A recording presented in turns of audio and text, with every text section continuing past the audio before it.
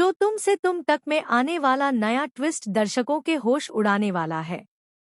कहानी अब ऐसे मोड़ पर पहुंच चुकी है जहां हर किरदार के चेहरे से नकाब उतरने वाला है।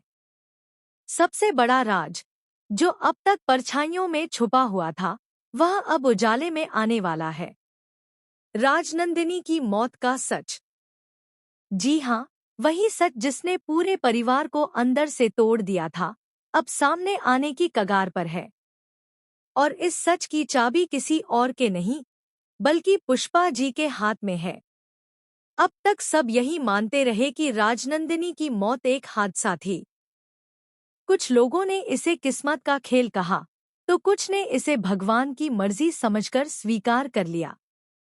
लेकिन कहानी की परतें जैसे जैसे खुल रही हैं, वैसे वैसे यह साफ होता जा रहा है कि यह कोई साधारण हादसा नहीं था। इसके पीछे एक गहरी साजिश थी, एक ऐसा प्लान जिसे बहुत सोच समझकर अंजाम दिया गया था।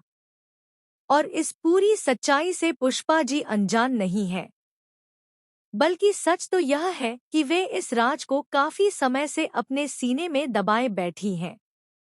पुष्पा जी का व्यवहार पिछले कुछ दिनों से बदलाव सा लग रहा है।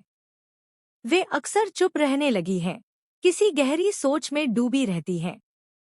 जब भी राजनंदिनी का नाम लिया जाता है, उनके चेहरे का रंग उड़ जाता है।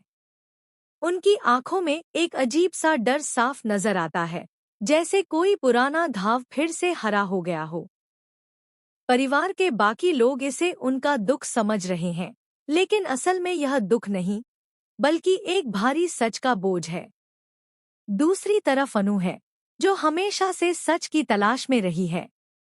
उसे शुरू से ही राजनंदिनी की मौत में कुछ गड़बड़ लगती थी।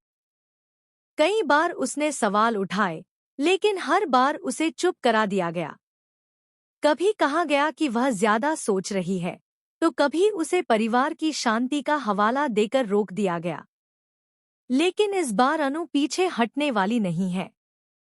उसे महसूस हो रहा है कि घर के अंदर ही कोई ऐसा है जो सब जानता है, लेकिन सच छुपा रहा है। एक दिन अनु को अचानक कुछ पुराने कागजात मिलते हैं।